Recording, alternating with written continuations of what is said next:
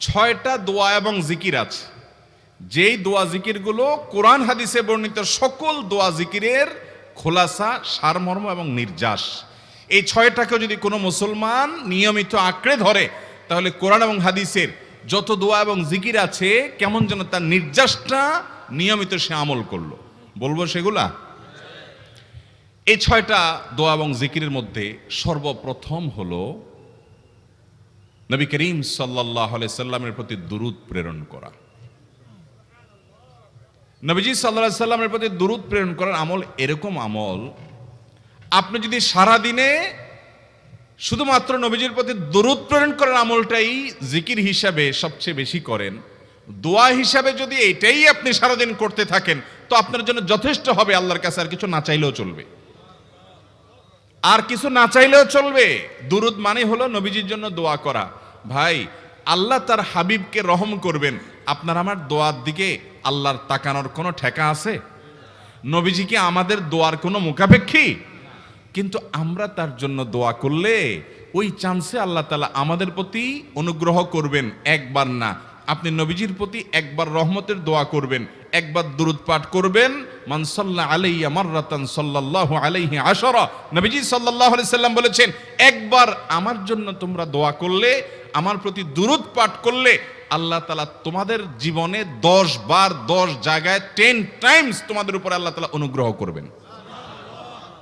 আপনি টেরও পাবেন না কত জায়গায় আল্লাহ অনুগ্রহ করেছেন। আল্লাহ বাঁচাই দিয়েছেন, একটুর জন্য শেষ হয়ে যান নাই। ওই যে দুরূদ পড়ছেন, আল্লাহ তাআলা রক্ষা করছে, আপনি খবরও নাই। আল্লাহ তাআলা আপনার প্রতি বিশাল একটা দান করছে, আপনি লক্ষ্যও করেন নাই। ওই যে দুরূদ পড়ছেন একবার, 10 বার রহমত হবে। এভাবে যত দুরূদ পড়বে সে তত রহমত এবং অনুগ্রহ পাবে। এক সাহাবী বলেছেন, ইয়া রাসূলুল্লাহ, আমি আমার দোয়ার কত অংশ আপনার জন্য রিজার্ভ রাখবো? আমি তো আল্লাহর কাছে অনেক কিছু চাইবো, অনেক কিছু নিবেদন করব, আপনার জন্য যেন আল্লাহ রহমত নাজিল করে, এটাই হলো দুরূদ। এই দুরূদটা আমি কি পরিমাণ রাখবো? 4 ভাগের 1 ভাগ, 3 ভাগের 1 ভাগ, অর্ধেক? এরপরে সাহাবী বলছেন, আসলে যদি সবগুলোই করি, উনি এক একটা পার্সেন্টেজ বলছেন, আর নবী করিম সাল্লাল্লাহু আলাইহি সাল্লাম বলছেন যে, তাকে বোঝাচ্ছেন যে আরো বেশি করতে পারলে ভালো হয়। তো সাহাবী বাড়াইতে বাড়াইতে শেষ পর্যন্ত বলেন যে, আমার দোয়া যদি সবগুলো আপনার জন্য করি, আমি যদি আর কোনো দোয়া না করি, শুধু আপনার জন্যই দোয়া করি, নবী করিম সাল্লাল্লাহু আলাইহি সাল্লাম তাকে সুসংবাদ দিলেন যে, তাহলে তোমার আর কোনো সমস্যা থাকবে না, সব সমস্যা দূর হয়ে যাবে, তোমার কোনো পেরেশানি থাকবে না। ভাইরা আমার, দুরূদের আমল এমন একটা আমল যে আপনার জীবনে কোনো বিপদ, কোনো মুসিবত, কোনো পেরেশানি, কোনো সমস্যা দেখা দিয়েছে, আপনি যদি দুরূদ পড়তে থাকেন, কোনো কিছু মনে আসছে না, অনেক সময় ছাত্র জিজ্ঞেস করে, ভাই পরীক্ষার হলে পড়া ভুলে গেছি, কি করব? আমি দুরূদ পড়া শুরু করেন। আরবদেরকে দেখা যায় কোনো কিছু ভুলে গেলে তারা বলে আল্লাহুম্মা সাল্লি আলা মুহাম্মদ, আল্লাহুম্মা সাল্লি আলা মুহাম্মদ, এটা শুরু করে তারা। কারণ নবী করিম সাল্লাল্লাহু আলাইহি সাল্লাম এর হাদিস থেকে স্পষ্টভাবে, একটি নয় বহু হাদিস থেকে প্রমাণিত, যে ব্যক্তি দুরূদটা নিয়মিত পাঠ করবে, সালাত আলা নবীটাকে যে ব্যক্তি আঁকড়ে ধরবে, সব সময় তার মুখ থেকে সালাত সালাত সালাম চলতে থাকে, এই ব্যক্তির সকল গুনাহ আল্লাহ মাফ করে দিবেন, সকল পেরেশানি আল্লাহ তাআলা মুক্ত করে দিবেন। ভাইরা আমার, দুরূদের আমলটা এত গুরুত্বপূর্ণ আমল, এটা আমরা করি এখন। অনেকে আছেন যে আনুষ্ঠানিকতা যখন থাকে দুরূদের, মিলাদের, তখন একটু সালাত আলান নবী যেভাবেই করেন। আর বাকি অনেকে আছেন যেগুলো করারও কোনো খোঁজ খবর নাই। দুরূদ বেশি বেশি করে পাঠ করবো তো ইনশাআল্লাহ। সবচেয়ে শ্রেষ্ঠ দুরূদ, সবচেয়ে উত্তম দুরূদ হলো দুরূদ ইব্রাহিম, যেটা নামাজে পড়েন। আর সবচেয়ে সংক্ষিপ্ত দুরূদ হলো সাল্লাল্লাহু আলাইহি ওয়াসাল্লাম।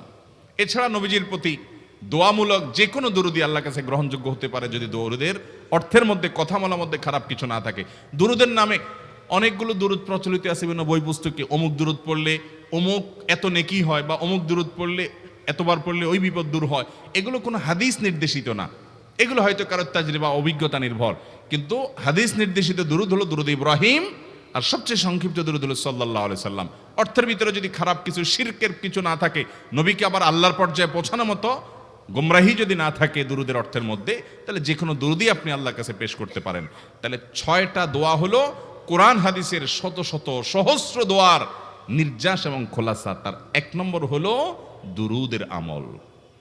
করবো না বেশি বেশি ইনশাআল্লাহ? আমার জীবনে বহুবার এমন হয়েছে, বহুবার এমন এমন বিপদ যে দেয়ালে পিঠ ঠেকে গেছে, এখান থেকে উদ্ধারের কোনো পথ আর চোখের সামনে দেখা যাচ্ছে না। আমি এই আমলটি, এর পাশাপাশি ইস্তেগফারের আমল যেটা দ্বিতীয় নম্বরে বলবো আমি, এই দুটি আমল কন্টিনিউয়াসলি করে গেছে, হরদম প্রতি নিঃশ্বাসে নিঃশ্বাসে, বাস টয়লেটের টাইম বাদে বাকি ফুল টাইম এটা দুরূদ এবং ইস্তেগফার অব্যাহত রাখছি। আল্লাহ তাআলা এমন ভাবে অলৌকিক ভাবে উদ্ধার করেছেন যে আমার কল্পনায়ও আসে না যে এখান থেকে এভাবে হেল্প হতে পারে। ভাইরা আমার অভিজ্ঞতার 2 পয়সার কোনো মূল্য নাই। আমার অভিজ্ঞতা কি আসলো না আসলো এটাতে কিছু আসা যায় নাই। রহমতুল্লিল আলামিন আল্লাহর রাসূল আল্লাহর নবী ওয়াদা করেছেন যে আপনার পেরেশানি দূর হবেই হবে ইনশাআল্লাহ। অতএব দুরূদের আমল বেশি বেশি করব না ইনশাআল্লাহ। নাম্বার 2, ইস্তেগফার। ইস্তেগফার ইস্তেগফার এটাও বেশি বেশি করতে হবে, দুরূদও বেশি বেশি করতে হবে। দুরূদের ব্যাপারে নবী করিম সাল্লাল্লাহু আলাইহি সাল্লাম এক হাদিসে বলেছেন, আকসিরু আলাইয়া মিনাস সালাতি মিন ইয়াউমিল জুমআতি ওয়া লাইলাতিল জুমআহ। জুমার রাতে আর জুমার দিনে, অর্থাৎ বৃহস্পতিবার দিবাগত রাত আর জুমার দিন শুক্রবার, এই সময়গুলোতে তোমরা আমার প্রতি বেশি বেশি দুরূদ পাঠ করো। এই যে নবীজি বলছেন বেশি বেশি পাঠ করো, তাহলে দুরূদটা বেশি বেশি পাঠ করতে হবে। ঠিক একইভাবে 2 নম্বর যেটা, দ্বিতীয় আমল যেটা ইস্তেগফার, এটাও বেশি বেশি করতে হবে। কারণ ইস্তেগফার সম্পর্কে কোন কোন হাদিসের ভাষ্যের মধ্যে মান লাজিমাল ইস্তেগফার ভাষ্য এসেছে, অর্থাৎ যে ব্যক্তি ইস্তেগফারকে আঁকড়ে ধরবে, এটাকে কন্টিনিউয়াসলি করবে, ইস্তেগফার কখনো ছাড়বে না, সবসময় তার মধ্যে ইস্তেগফার অব্যাহত থাকবে, ওই ব্যক্তিকে আল্লাহ রাব্বুল আলামিন বিভিন্ন পেরেশানি থেকে সারপ্রাইজড হওয়ার মতো এমন এমন পথ বের করে দিবে যে সে চিন্তাও করে নাই, তার পেরেশানি থেকে মুক্তির পথ আল্লাহ তাআলা দেখায় দিবেন। ইস্তেগফার কিভাবে করবেন ভাই? ইস্তেগফার এমন একটা আমল, এটা ছাড়া তো আমাদের উপায় নাই ভাই। ইস্তেগফার আমাদের দুনিয়ার পেরেশানি দূর করবে, আখিরাতের পেরেশানি দূর করবে। দুনিয়ার পেরেশানি আমাদের বিপদ আপদ মুসিবত এগুলো, রিজিকের অনটন অভাব এগুলা, আর আখিরাতের পেরেশানি হলো আমাদের পাপ গুনাহ এগুলা। কোরআনে কারিমে আল্লাহ রাব্বুল আলামিন সূরা নূহের মধ্যে আল্লাহ নবী নূহ আলাইহিস সালাম তার সম্পর্কে বলছেন, ফাকুলতুস্তাগফিরু রাব্বাকুম ইন্নাহু কানা গাফফারা ইউরসিলিস সামাআ আলাইকুম মিদরারা ওয়া ইউমদিদুকুম বিআমওয়ালিন ওয়া বানিন ওয়া ইয়াজআল লাকুম জান্নাতিন ওয়া ইয়াজআল লাকুম আনহারা। তিনি বলেন, আমি বলেছি আমার জাতিকে তোমরা ইস্তেগফার কাছে ইস্তেগফারটা করতে থাকো। রুটি রুজি নাই, চাকরি নাই, ইনকাম নাই, ব্যবসা খারাপ যাচ্ছে, পেরেশানি হচ্ছে, ইস্তেগফার ধরো, কি হবে? ইন্নাহু কানা গাফফারা। যদি ইস্তেগফার করো, 1 নম্বর লাভ হলো আল্লাহ মাফ করে দিবেন গুনাহ। ইউরসিলিস সামাআ আলাইকুম মিদরারা, যাতে ফসল ভালো হয়, রিজিক ভালো হয় সেই ব্যবস্থা আল্লাহ করবেন। ওয়া ইউমদিদুকুম বিআমওয়ালিন ওয়া বানিন, ছেলে মেয়ে হয় না অথবা ভালো ছেলে মেয়ে নাই, আল্লাহ তাআলা নেক সন্তান দিয়ে তোমাকে শক্তিশালী করবেন, সম্পদ দিয়ে শক্তিশালী করবেন। ওয়া ইয়াজআল লাকুম জান্নাতি ওয়া ইয়াজআল লাকুম আনহারা, আল্লাহ তাআলা প্রসবন দিবেন, ফসল দিবেন, বরকত দিবেন রুজিতে। কিসের মাধ্যমে? ইস্তেগফার। কিসের মাধ্যমে ভাই? ইস্তেগফার। আহা, ইস্তেগফারের আমল আমাদের দেশে মানুষ আমরা জানি না ভাই। এটাও আরবদেরকে আমি দেখেছি সারাক্ষণ তারা অবসর সময়গুলোতে ইস্তেগফার করতে থাকে, আস্তাগফিরুল্লাহ ওয়া আতুবু ইলাইহি, আস্তাগফিরুল্লাহ আস্তাগফিরুল্লাহ। মানে কি? আল্লাহর কাছে আমি ক্ষমা প্রার্থনা করি, আল্লাহর কাছে আমি মাপ চাই, আল্লাহর কাছে আমি তওবা করি, আল্লাহর দিকে আমি ধাবিত হই, আল্লাহর কাছে আমি ফিরে যাই, আস্তাগফিরুল্লাহ আস্তাগফিরুল্লাহ। আপনি বসে আছেন নিরিবিলি, ভাইরা আমার এখন আর নিরিবিলি বলতে কোনো সময় নাই, এখন আর ফ্রি টাইম নাই, এখন আর আমাদের অবসর টাইম নাই। আস্তাগফিরুল্লাহ কখন বলবো? মোবাইল টিপতে টিপতে টিপতে টিপতে, ফেসবুকের নোটিফিকেশন দেখতে দেখতে দেখতে, লাইক কমেন্ট গুনতে গুনতে আমাদের এখন কোনো ফুরসত নাই। বাহিরে তো নাই, টয়লেটে গেলেও তখন আমাদের ব্যস্ততা মোবাইল নিয়ে, ফেসবুক নিয়ে, ঘুমাইতে গেলেও আমাদের ব্যস্ততা। ও ভাই আমার, অথচ আমার হায়াত শেষ হয়ে যাচ্ছে, আমল নামার শূন্য খালি, ফেসবুক টিপাটিপিতে পরিপূর্ণ। আল্লাহর কাছে কি নিয়ে যাবেন? ইস্তেগফার করবেন তো ইনশাআল্লাহ? অবসর সময় ইস্তেগফার করবেন তো ইনশাআল্লাহ? নিরিবিলি আছেন, একাকী আছেন, ইস্তেগফার চালায় দেন। 10 সেকেন্ড টাইম পাইছেন, ইস্তেগফার শুরু করে দেন। ডাক্তারের কাছে গেছেন, ওয়েটিং এ আছেন, বসে আছেন, ইস্তেগফার করতে থাকেন। সিরিয়াল আছেন কোনো কাজের, ইস্তেগফার করতে থাকেন। ডিউটিতে যাচ্ছেন, গাড়িতে, বাইসাইকেলে, বাইকে, যে কোনো ভাবে পায়ে হেঁটে ইস্তেগফার করতে থাকেন। যে কোনো অবসরের সময়গুলোকে ইস্তিগফার দিয়ে পরিপূর্ণ করে দেন। ভাইরা আমার, ইস্তিগফার সকল সমস্যার সমাধান। ইস্তিগফারের ভিতরে সবচেয়ে শ্রেষ্ঠ ইস্তিগফার হলো সাইয়্যিদুল ইস্তিগফার। সাইয়্যিদুল ইস্তিগফারটা যদি মুখস্থ না পারেন, অন্তত লিখিত ভার্সনটা পড়েন। সাইয়্যিদুল ইস্তিগফারের যে অর্থ, এটার যে মর্ম, বড় হৃদয়গ্রাহী ভাই, বড় মর্মস্পর্শী। ইমানদার এটার অর্থের দিকে তাকায় যদি পড়ে, তো তার অন্তর না গলে পারে না। আল্লাহুম্মা আনতা রব্বি, হে আল্লাহ আপনি আমার রব, আপনি আমার পালনকর্তা লাগেন। আপনার সাথে আমার এই সম্পর্ক, আমি আপনার গোলাম, আপনি আমার রব, এই সম্পর্কটা আপনার সাথে আছে। আল্লাহুম্মা আনতা রব্বি লা ইলাহা ইল্লা আন্ত, ও আল্লাহ আপনি ছাড়া আমার ইবাদত, আমার গোলামি, আমার দাসত্ব, উপাসনার উপযুক্ত আর কেউ নাই। আল্লাহুম্মা আনতা রব্বি লা ইলাহা ইল্লা আন্ত খালাকতানি, আপনি আমাকে সৃষ্টি করেছেন। ওয়া আনা আবদুক, আল্লাহ আমি আপনার গোলাম। দেখেন কিভাবে আল্লাহর সাথে সম্পর্কটার কথা বলা হচ্ছে মুহাব্বতের সাথে। খালাকতানি ওয়া আনা আবদুক, আল্লাহ আপনি আমাকে সৃষ্টি করেছেন আর আমি আপনার গোলাম। ওয়া আনা আলা আহদিকা ওয়া ওয়া'দিকা মাস্তাতা'তু, আল্লাহ আপনার সাথে যে অঙ্গীকার করেছিলাম, আলাস্তু বিরব্বিকুম, আপনি জিজ্ঞেস করেছেন। আলমে আরওয়াহাতে আমরা বলেছি বালা, হ্যাঁ আপনি আমার রব। আপনাকে রব হিসাবে স্বীকৃতি দিয়ে আপনার গোলামি করার যে অঙ্গীকার আমরা করেছি, কালিমাতুশ শাহাদা যে আমরা পাঠ করেছি, এই যে আপনার সাথে কৃত অঙ্গীকার, রব হিসাবে স্বীকৃতি দেওয়ার পর, গোলাম হিসাবে মেনে নেওয়ার পর, আমি আপনার যে গোলামি করার কথা ছিল, ওয়া আনা আলা আহদিকা ওয়া ওয়া'দিকা মাস্তাতা'তু, যতটুকু পারছি আমি সে ওয়াদার উপরে থাকার চেষ্টা করছি আল্লাহ। ওয়া আনা আলা আহদিকা ওয়া ওয়া'দিকা মাস্তাতা'ত আবুউ লাকা বিনি'মাতিকা আলাই, আল্লাহ আমি স্বীকার করি আপনি আমার প্রতি অনেক নিয়ামত দিয়েছেন, অনেক নিয়ামত দিয়েছেন, এটা আমি স্বীকার করি। ওয়া আবুউ লাকা বিযামবি, আর আমি এও স্বীকার করি যে আল্লাহ অনেক অপরাধ, অনেক পাপ আমার দ্বারা হয়ে গেছে। ফাগফিরলি, অতএব আপনি আমাকে মাফ করে দেন।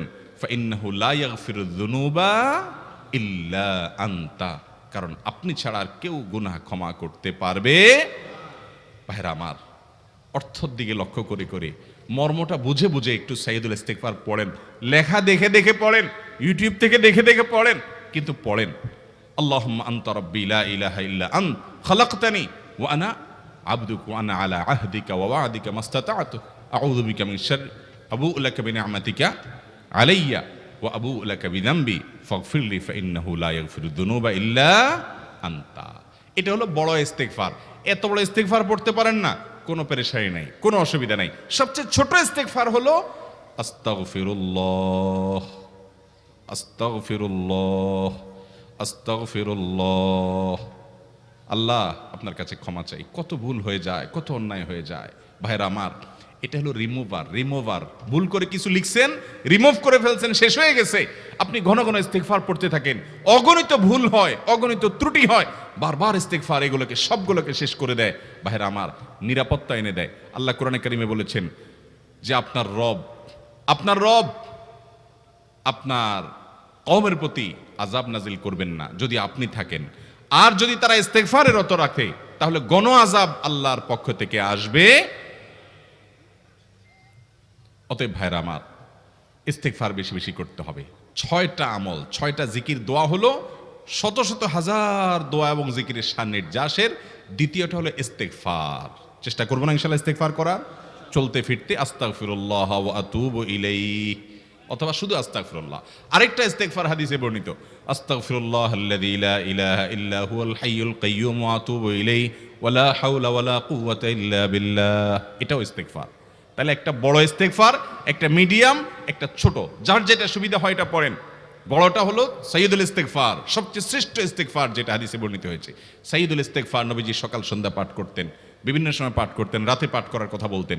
সাইয়্যিদুল ইস্তিগফার পাঠ করলে আল্লাহ রাব্বুল আলামিন ওই দিনে, ওই রাতে, ওই ব্যক্তি মারা গেলে তার সব গুনাহ খাতা মাফ করে তাকে জান্নাত দিবেন ইনশাআল্লাহ। অতএব ভাইরা আমার, সাইয়্যিদুল ইস্তিগফার সবচেয়ে বড়, আস্তাগফিরুল্লাহাল্লাযী লা ইলাহা ইল্লা হুয়াল হাইয়ুল কাইয়্যুম ওয়া আতুবু ইলাইহি ওয়া লা হাওলা ওয়া লা কুওয়াতা ইল্লা বিল্লাহ। এটা হলো মাঝারি ধরনের। আর সবচেয়ে ছোট ইস্তিগফার হলো আস্তাগফিরুল্লাহ ওয়া আতুবু ইলাইহি। তাহলে 6 আমলের কয়টা গেল? 2টা। প্রথমটা হলো দুরূদ আর দ্বিতীয়টা হলো ইস্তিগফার। নাম্বার 3, এটা আমাদের বেশিরভাগ মানুষ জীবনে হয়তো শুনেনও নাই, অনেকে হয়তো শুনছেন, আমল করা হয় না। খুব সীমিত সংখ্যক আল্লাহর বান্দার আমলের তৌফিক হয়। সেটা হলো ইয়া যাল জালালি ওয়াল ইকরাম। এটা একটা জিকির, আল্লাহ তাআলাকে ডাকা, আহ্বান করা, এটাই জিকির। ইয়া যাল জালালি ওয়াল ইকরাম। নবী করিম সাল্লাল্লাহু আলাইহি সাল্লাম বলেছেন, আলিজু বিয়া যাল জালালি ওয়াল ইকরাম। তোমরা ইয়া যাল জালালি ওয়াল ইকরাম এটাকে আঁকড়ে ধরো, এটাকে নিয়মিত করো, বেশি বেশি করে বলতে থাকো এটাকে সব সময় এটাকে মুদাওয়ামাতের সাথে কন্টিনিউয়াসলি এটা বলতে থাকো, ইয়া যাল জালালি ওয়াল ইকরাম। অনেক উলামায়ে কেরাম, মুহাদ্দিসিনে কেরাম ইয়া যাল জালালি ওয়াল ইকরাম কেন নবীজি এত বেশি বলতে বলেছেন, এটার মাধ্যমে আমাদের লাভটা কি, এর ব্যাখ্যা করতে গিয়ে বলেছেন ইয়া যাল জালাল মানে হলো হে মহান মহান বড়ত্বের অধিকারী, হে জালালের অধিকারী, হে জালাল। ওয়াল ইকরাম হে দানশীল। তাহলে প্রথম বাক্যে আল্লাহর বড়ত্বের কথা স্বীকৃতি দিয়ে প্রশংসা করা হয়, আর দ্বিতীয় বাক্যে হে দানশীল বলে আল্লাহ তাআলার কাছ থেকে চাওয়া হয় যে আপনি যেহেতু দানশীল এবং আপনি যদি মহান, অতএব আপনি আমাকে দান করেন। এটা ডাকলেই, আল্লাহকে এই বলে ডাকলেই চাওয়া হয়ে যায়। এই জন্য বেশি বেশি করে ইয়া যাল জালালি ওয়াল ইকরাম পড়তে হবে। অনেকে হয়তো নতুন শুনেছেন, আজকে থেকে শুরু করে দিবেন ইয়া যাল জালালি, সকাল বিকাল মনে থাকে না তো লিখে লিখে ওয়ালে টাঙ্গায় দেন। বাসা বাড়িতে এমন জায়গায় লিখে রাখেন তাকাইলে নজরে পড়ে, কারণ মোবাইলে আমাদেরকে সবকিছু ভুলায় দেয়, দুনিয়ার ব্যস্ততা সব ভুলায় দেয়। এই জন্য বেশি বেশি ইয়া যাল জালালি ওয়াল ইকরাম পড়বো। 3টা হয়ে গেল। নাম্বার 4 নম্বর যে দোয়া এবং জিকির করতে নবী করিম সাল্লাল্লাহু আলাইহি সাল্লাম সব সময় আমাদেরকে উৎসাহ দিয়েছেন, অনুপ্রেরণা দিয়েছেন। এবং ইবনে সাদি রাহিমাহুল্লাহ তিনি 6টা নির্যাস দোয়া এবং জিকির যে বলেছেন তার 4 নম্বর হলো লা হাওলা ওয়ালা কুওয়াতা ইল্লা বিল্লাহ। লা হাওলা ওয়ালা কুওয়াতা ইল্লা বিল্লাহ। লা হাওলা ওয়ালা কুওয়াতা ইল্লা বিল্লাহ এটা হলো সারেন্ডার করা, আল্লাহর কাছে সারেন্ডার করা, আত্মসমর্পণ করা।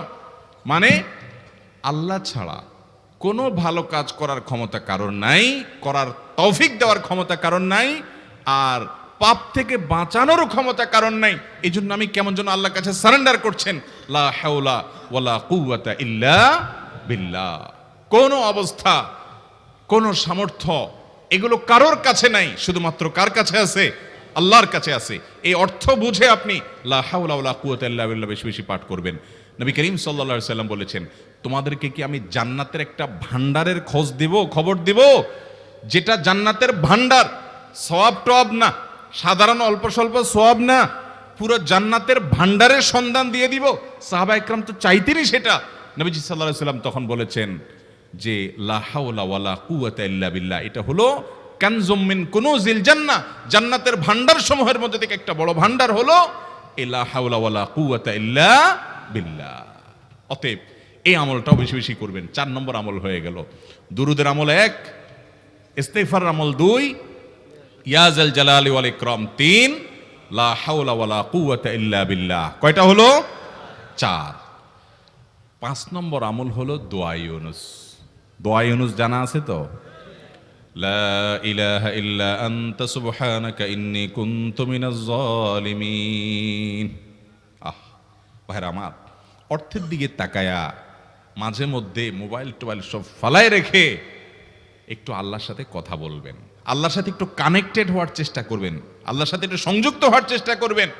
ডিসকানেক্টেড তো পুরো লাইফটা কাটাই দিলেন, একটু কানেক্টেড হওয়ার চেষ্টা করেন। প্রতিদিন কিছু সময় বসে একটু জিকির করেন, চলতে ফিরতে একটু আল্লাহকে সময় দেন। আপনি উপকৃত হবেন, আপনার কল্ব জিন্দা হবে, আমল নামা সওয়াবে পরিপূর্ণ হবে। লা ইলাহা ইল্লা আনতা সুবহানাকা ইন্নী কুনতু মিনাজ জালিমিন। অর্থের দিকে তাকান, কত মর্মস্পর্শী। লা ইলাহা ইল্লা আনতা, আল্লাহ আপনি ছাড়া কোনো সত্যিকারের মাহবুদ নাই, উপাস্য নাই। সুবহানাক, আপনি পবিত্র, আমি আপনার পবিত্রতা জ্ঞাপন করছি। ইন্নী কুনতু মিনাজ জালিমিন, তবে আমি সেসব মানুষদের অন্তর্ভুক্ত যারা নিজের প্রতি নিজে জুলুম করেছে, অবিচার করেছে, অন্যায় করে আমার নিজের পায়ে নিজে কুড়াল মেরেছি বহু। অতএব আপনি আমাদের প্রতি রহম করেন। এই দোয়া পাঠ করে আপনারা সবাই জানেন আল্লাহর একজন নবী, তিনি জীবনের সবচেয়ে কঠিন পরিস্থিতির মুখোমুখি হয়ে এমন বিপদে পড়েছেন যে বিপদ থেকে উদ্ধারের কোনো পথ ছিল না। দুনিয়াবী সকল সিস্টেম বলবে যে সমুদ্রে নিক্ষেপিত হয়ে বিশাল বড় সমুদ্রের প্রাণী মাছের পেটে চলে গেলে সে মানুষ আবার বাঁচে কিভাবে? মুহূর্তের ভিতরেই তো মারা যাবে অক্সিজেনের অভাবে।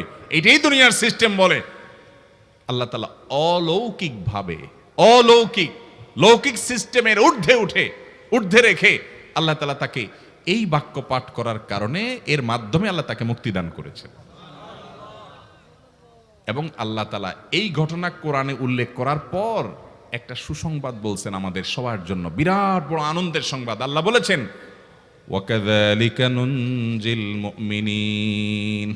এই বাক্য পাঠ করার পর ইউনূস আলাইহিস সালামকে শুধু রক্ষা করেছেন আল্লাহ তাই নয়, আল্লাহ বলেছেন একইভাবে তাকে যেরকম রক্ষা করেছি, এই বাক্য যদি কেউ পড়ার মতো পড়ে, হক আদায় করে পড়ে, মনের গভীর থেকে পড়ে, মর্ম উপলব্ধি করে পড়ে, নিয়মিত পড়ে, ওয়াকাযালিকা নুনজিল মুমিনিন, ঈমানদারদেরকে আমি রক্ষা করে দেব এভাবে। আরো শুনবেন, আমাদের প্রিয় নবী সাল্লাল্লাহু আলাইহি সাল্লাম বলেছেন, তোমরা আমার ভাই ইউনূস ইবনে মাত্তা যে দোয়া করেছে, ওই দোয়াটাকে তোমরা আঁকড়ে ধরবা, যে কোনো বিপদে আপদে মুসিবতে আল্লাহর কাছে চাইবা। ভাইরা আমার, আমরা বিপদ আপদে পড়লে হুজুরদের কাছে চলে যায় দোয়ার জন্য। অনেকে মাজারে চলে যায়, সেখানে মানত করে, টাকা পয়সা দেয় বিপদ উদ্ধার করার জন্য।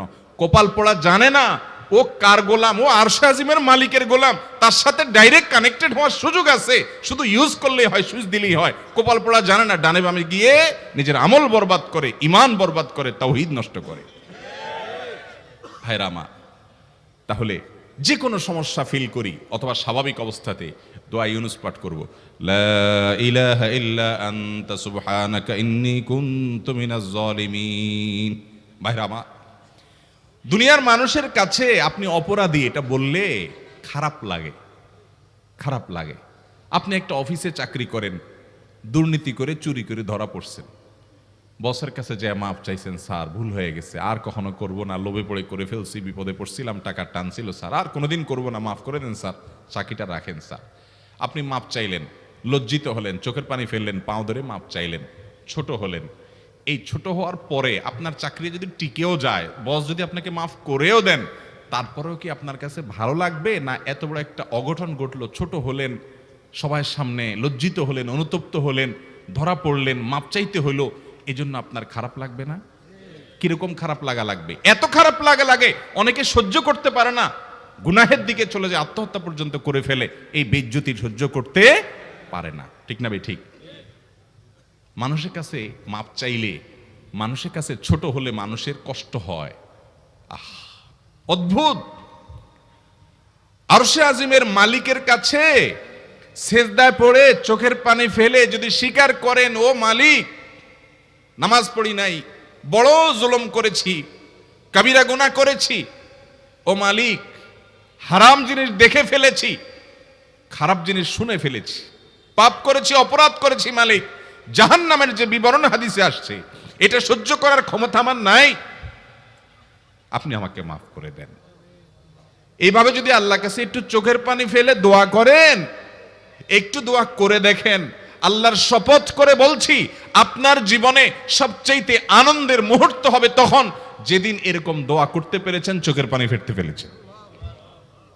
দুনিয়ার মানুষের কাছে ছোট হলে মানুষের মনটা সংকীর্ণ হয়, ছোট হয়, মানুষ অপমান বোধ করে, খারাপ লাগে। মালিকের কাছে যদি কেউ মাপ চায়, চোখের পানি ফেলে, ইস্তেগফার করে, ছোট হয়, তাহলে তার অন্তরে আরো আনন্দ অনুভব হয়। সালহাতু সঙ্গে বুদি দিল খরাশ, আজমোদে এক জামানা খাকে বাস। পাথর হয়ে বহুকাল ছিলে ভাই, কিছু কালের জন্য একটু মাটি হওয়া আসো, একটু মাটি হয়ে দেখো, পাথর হয়ে তুমি যতটা আনন্দিত হয়েছো, পুলকিত হয়েছো, পরিতৃপ্ত হয়েছো, আরশে আজিমের মালিকের শপথ করে বলছি, আল্লাহর কাছে মাটি হয়ে, ছোট হয়ে, তুচ্ছ হয়ে, অপমানিত হয়ে, ক্ষমা চেয়ে, ইস্তেগফার করে তুমি যখন লা ইলাহা ইল্লা আনতা সুবহানাকা ইন্নী কুনতু মিনাজ জালিমিন, নিজে পাপ করেছো এটা স্বীকার যখন করবে, তখন আল্লাহ তাআলা শুধু মাফ করবেন না, তোমাকে ঈমানের স্বাদ দিবেন, তুমি সাথে সাথে অন্তরে সেটা অনুভব করবা। ভাইরা আমার, আল্লাহর দিকে ধাবিত হব তো ইনশাআল্লাহ, গুনাহের, পাপের, অপরাধের পথ ছেড়ে আসবো তো ইনশাআল্লাহ। লা ইলাহা ইল্লা আনতা সুবহানাকা ইন্নী কুনতু মিনাজ জালিমিন। কোরআন হাদিসের নির্যাসের 5 নম্বর আমল দোয়া ইউনুস। নবীজি সাল্লাল্লাহু আলাইহি সাল্লাম বলেছেন, আমার ভাই ইউনুস আলাইহিস সালাম তিনি আল্লাহর কাছে এটা পড়ে যেরকম বিপদ থেকে রক্ষা পেয়ে গেছেন, তোমরা আমার ভাই ইউনুস আলাইহিস সালামের দোয়াটা বেশি বেশি পড়বা, ওইটাকে তোমরা আঁকড়ে ধরবা, তোমাদেরকে আল্লাহ তাআলা উদ্ধার করবেন। আল্লাহ কোরআনে ওয়াদা করেছেন, ওয়া কাযালিকা নুনজিল মুমিনিন, এভাবে আমি ঈমানদারদেরকে রক্ষা করব। অতএব ভাইরা আমার, বিপদ আপদে ওই মাজারে দৌড় দিবেন না, হুজুরের কাছে দোয়া চান, এটাতে দোষের কিছু নাই, কিন্তু সবকিছুর আগে আপনি নিজে নিজের মালিকের কাছে চান। আমরা অনেকে দোয়া করি না, কেন করি না? আমরা মনে করি যাই রে, আমি এত গুনাহগার মানুষ, আমার দোয়া কবুল হবে, এই জন্য হুজুরের কাছেই শুধু যায়, যে হুজুর যদি কিছু বলে দেয়। আল্লাহর কাছে ডাইরেক্ট চাইলে যে পাওয়া যাবে, এটা অনেক মুসলমান বিশ্বাস করে না, ভালো করে জানে না। ভাইরা আমার, আল্লাহ কোরআনে বলেছেন, উদউনি আস্তাজিব লাকুম, তোমরা আমার কাছে দোয়া করো, আমি কবুল করব, ওয়াদা করেছেন আল্লাহ তাআলা। আমার রব কি ওয়াদার খেলাফ করে? আমাদের রব ওয়াদার খেলাফ করে? ইন্নাহু লা ইউখলিফুল মিআদ, তিনি ওয়াদার খেলাফ করেন না। তিনি বলেছেন তোমরা দোয়া করো, হালাল বক্ষণ থাকে, যদি হালাল উপার্জন যদি থাকে, শরীরে যদি হারাম যদি না থাকে, শর্ত আদায় করে দোয়া যদি করেন, দোয়া করে আবার হুলস্থুল যদি না করেন, তাড়াহুড়ো যদি না করেন, দোয়া করে আল্লাহর কাছে দরখাস্ত জমা দিয়ে দেন, দুরূদ পাঠ করেন, শর্ত আদায় করে দোয়া করেন, আপনি যত অপরাধী হন, যত গুনাহগার হন, যত পাপিষ্ঠ হন, আল্লাহ আপনার দোয়া কবুল করবে। আচ্ছা ভাই,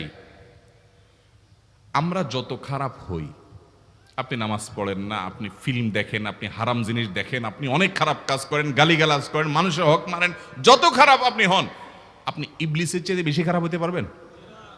ইবলিসের চেয়ে বেশি খারাপ হওয়ার সুযোগ আছে? খারাপের বাপ সে, তার মতো খারাপ তো আপনি চাইলেও হতে পারবেন না, ঠিক না ভাই? ঠিক। আচ্ছা, এই ইবলিস আল্লাহর কাছে দোয়া করছে কখন? এমন সময় যখন আল্লাহ তাকে নির্দেশ করছে সিজদা করো, আদমের সম্মানে। সেই নির্দেশ সে লঙ্ঘন করেছে, ডাইরেক্ট আল্লাহর সামনে সরাসরি লঙ্ঘন, সরাসরি বিদ্রোহ। আপনার সামনে আপনার ছেলে, আপনার কর্মচারী, আপনার কাজের লোক ডাইরেক্ট যদি একটা জিনিস বলে পারবো না, কি পরিমাণ মেজাজ আপনার গরম হবে চিন্তা করেন। অথচ আপনিও মানুষ, সেও মানুষ, আর আল্লাহ হলেন সৃষ্টিকর্তা, এ হলো সৃষ্টি।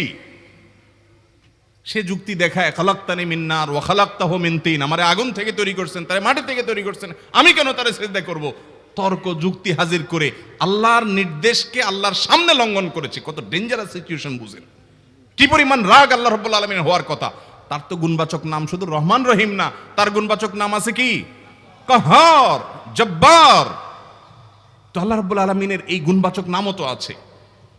তিনি তো প্রচন্ড রকমের কাহারের অধিকারী। তো আল্লাহর সামনে ডাইরেক্ট তার আদেশকে লঙ্ঘন করেছে, হঠকারিতা দেখিয়েছে, অহংকার করেছে, দম্ভ দেখিয়েছে, এত বড় বেয়াদবি করেছে। ওই টাইমে আল্লাহ তাআলা তো রাগ হওয়ার কথা। ওই রাগের সময়, ওই কঠিন সময় ইবলিস যখন আল্লাহ তাকে বললেন, যাও ফখরুজ মিনহা ফাইন্নাকা রাজিম, জান্নাত থেকে বের হও, তুমি বিতাড়িত, আল্লাহ রাগ হয়ে তাকে জান্নাত থেকে বের করে দিলেন। ভাইরা আমার, এই রকম সময় পর্যন্ত ইবলিস দোয়া করে বসছে। কি দোয়া করছে?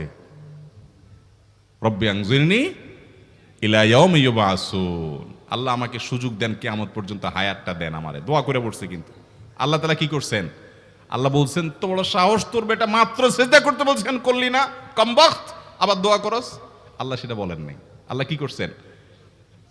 ইন্নাকা মিনাল মুনজারিন, যাও তোমাকে সুযোগ দেয়া হলো। সুবহানাল্লাহ। ইবলিস যদি আল্লাহর রাগ হওয়ার মতো সময়ে, ক্রোধ হওয়ার মতো সময়ে আল্লাহর সামনে আল্লাহর সরাসরি অবাধ্য হয়ে আল্লাহ তাকে বের করে দিচ্ছেন বিতাড়িত শয়তানকে, ওই টাইমে যদি দোয়া করার পর ইবলিসের দোয়া কবুল হয়, ও মুসলমান, আপনি আল্লাহর গোলাম হিসেবে নিজেকে স্বীকার করেন, আপনি যত পাপিষ্ঠ হন না কেন, আপনার দোয়া কেন কবুল হবে না? আল্লাহর কাছে দোয়া করবো না ইনশাআল্লাহ? ইবলিসই আমাদেরকে বুঝায়, ফুসলায়, তুই কোন মুখে দোয়া করবি আল্লাহর কাছে? তোর নামাজের ঠিক নাই, তোর ইবাদতের ঠিক নাই, এত আকাম কুকাম করস ফেসবুকে, ইউটিউবে, তোর মতো 2 নম্বর একটা মানুষ, কোন মুখে আল্লাহর কাছে দোয়া করবি? থাক, দোয়া করিস না, আমি কেমনে এই মুখ নিয়ে দোয়া করবি? এটা যখন আপনার মনের ভিতরে আসে, তখন বুঝবেন যে মিস্টার ইবলিস অ্যাক্টিভ হয়ে গেছে আপনার শরীরে। কথা কি বুঝাতে পারছি? আল্লাহর কাছে দোয়া করবেন তো ইনশাআল্লাহ। এই 6টা দোয়া জিকিরের 5 নম্বর দোয়া ইউনুস, অর্থ সহকারে বুঝে বুঝে আল্লাহর কাছে চাইবেন এবং দোয়া করবেন। 6 নম্বর হলো সুবহানাল্লাহ, আলহামদুলিল্লাহ, লা ইলাহা ইল্লাল্লাহ, আল্লাহু আকবার।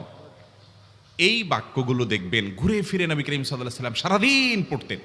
5 ওয়াক্ত নামাজের পরে 33 বার দেখবেন। আবার দেখবেন সকাল সন্ধ্যায় সুবহানাল্লাহি ওয়া বিহামদি 100 বার, সুবহানাল্লাহি ওয়াল হামদুলিল্লাহ, আল্লাহু আকবার 100 বার। আবার এগুলো মাঝে মধ্যে 10 বার, রাতের শোয়ার সময় 33, 34 বার। বিভিন্ন সময় দেখবেন ঘুরে ফিরে এই সুবহানাল্লাহ, আলহামদুলিল্লাহ, লা ইলাহা ইল্লাল্লাহ, আল্লাহু আকবার, এগুলো একটা মিজানের পাল্লাকে পরিপূর্ণ করে দেয়। কোনোটা আসমান এবং জমিনের মধ্যবর্তী জায়গায় সওয়াব দিয়ে পরিপূর্ণ করে দেয়। এত বেশি ফজিলতপূর্ণ জিকির। এই জন্য পুরো কোরআন হাদিসের দোয়া এবং জিকিরের নির্যাসের শেষ এবং 6 নম্বর হলো বেশি বেশি করে দিন রাত 24 ঘন্টা যখন সুযোগ পাবেন, যেখানে যেখানে হাদিসে যে সংখ্যা বলা আছে ওটাতে করবেনই, ওর বাইরেও বেশি বেশি করে সুবহানাল্লাহ, আলহামদুলিল্লাহ, লা ইলাহা ইল্লাল্লাহ, আল্লাহু আকবার বেশি বেশি করবো না ইনশাআল্লাহ।